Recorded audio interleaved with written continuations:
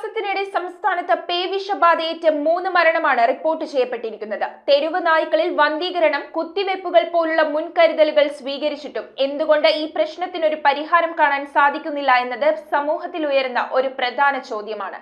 നഗരവീഥികളിൽ നിറയുന്ന മാലിന്യ കൂമ്പാരങ്ങൾ നായശല്യം വർദ്ധിപ്പിക്കുമ്പോൾ അത് ജനങ്ങൾക്ക് ഭീഷണിയായി തീരുന്നു എന്നത് ഭീതിജനകമാണ്.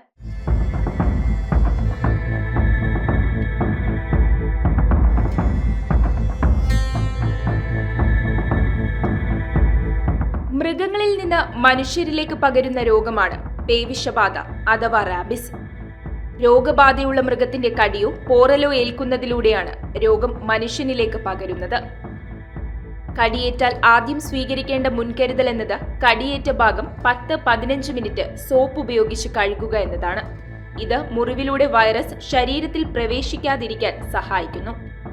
കടിയേറ്റ ഭാഗത്ത് ചൂട്, തണുപ്പ് എന്നിവ ഏൽപ്പിക്കുക, മഞ്ഞൾപ്പൊടി വിതറുക തുടങ്ങിയ സ്വയം ചികിത്സാ രീതികൾ ഒഴിവാക്കണം. കടിയേറ്റ് 24 മണിക്കൂറിനകം തന്നെ ആദ്യ ഡോസ് വാക്സിൻ എടുക്കുക. ആന്റി റാബിസ് വാക്സിൻ, ഇമ്മ്യൂണോഗ്ലോബുലിൻ എന്നീ 2 മരുന്നുകളാണ് പ്രധാനമായും പ്രതിരോധ ചികിത്സയ്ക്ക് ഉപയോഗിക്കുന്നത്. പേവിഷബാധയേറ്റാൽ ലക്ഷണങ്ങൾ കണ്ടു തുടങ്ങാൻ ഏതാണ്ട് 1 ആഴ്ച മുതൽ 3 മാസം വരെ സമയമെടുക്കും. തലവേദനയോടുകൂടിയ പനി, കടിയേറ്റ ഭാഗത്ത് തരിപ്പ്, ചൊറിച്ചിൽ, ഉറക്കമില്ലായ്മ, വിഭ്രാന്തി, വെള്ളമിറക്കാനുള്ള ബുദ്ധിമുട്ട്, വെള്ളം കാണുമ്പോഴുള്ള പേടി ഇവ പേവിഷബാധയുടെ ലക്ഷണങ്ങളാണ്.